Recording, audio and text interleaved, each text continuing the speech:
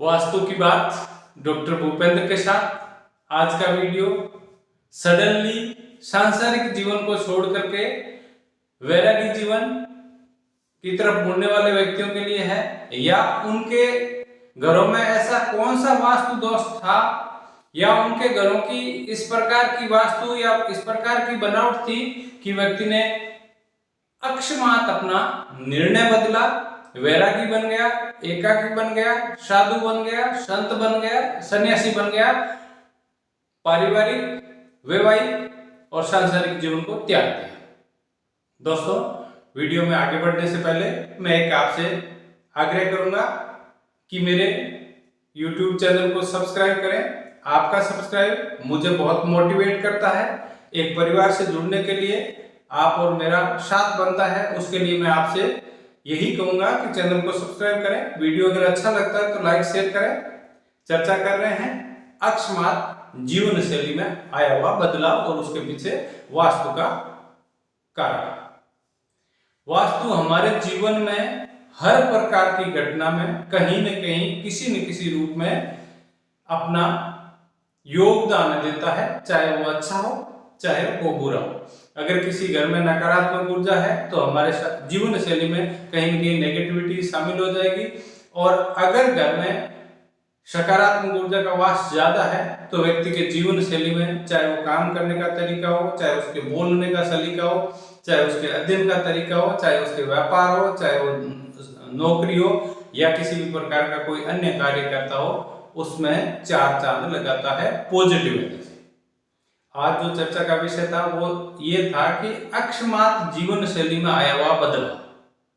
मैंने बहुत सारे ऐसे घरों का एनालिसिस किया जहां पर सब कुछ ठीक ठाक चल रहा था, एकदम व्यक्ति के मन में वैराग्य उत्पन्न हुआ, गृह त्याग दिया, अपनी जीवन शैली जो सांसारिक जीवन शैली होती है, समाज से परे सन्यासियों के साथ रहने लग गया, या उसका इस प्रकार से जीवन में बदलाव आया कि व्यक्ति खुद सोच नहीं सकता कि ऐसा क्यों हुआ। बहुत सारे व्यक्ति अपना वैवाहिक जीवन त्याग करके सन्यासी बनते हैं, कोई बुरी बात नहीं है, लेकिन वास्तव में किस प्रकार की एनर्जी ने ऐसा वर्क किया कि व्यक्ति को अपनी लाइफ स्टाइल को मतलब ट्रैक से बदलने के लिए मजबूर किया। सबसे पहले बता दूं कि इसके लिए नॉर्थ वेस्ट का जो कोण होता है, जिसको वायव्य कोण कहते हैं, अगर कहीं भी वायव्य कोण में मेजर दोष है, यहाँ पर जो भी चर्चा की जा रही है वो मेजर दोषों की चर्चा की रही है, या वायव्य के ठीक सेंटर पॉइंट में जहां वायव्य का सबसे ज्यादा बल होता है उस जगह पर मुख्य द्वार है, तो उस घर में व्यक्ति की लाइफ स्टाइल एकदम वैरागी हो जाएगी, पता नहीं चलेगा कब ऐसा हुआ। इसीलिए तो एक कहावत बनी हुई है, योगी भोगी जोगी वायव्य की देन होगी। यानी कि व्यक्ति योग की तरफ मुड़ जाता है, भोग विलास से परे चला जाता है, या फिर जोगी बन जाता है। जोगी का मतलब यहाँ पर सन्यासी, ना कि किसी जाति और धर्म के विशेष के लिए शब्द यूज किया गया है, सन्यासी बन जाता है। तो वायव्य प्लस वेस्ट जो डायरेक्शन है वहां पर अवश्य वास्तु दोष होंगे, जिसकी वजह से व्यक्ति एकाकी जीवन जीने में मजबूर हो जाएगा।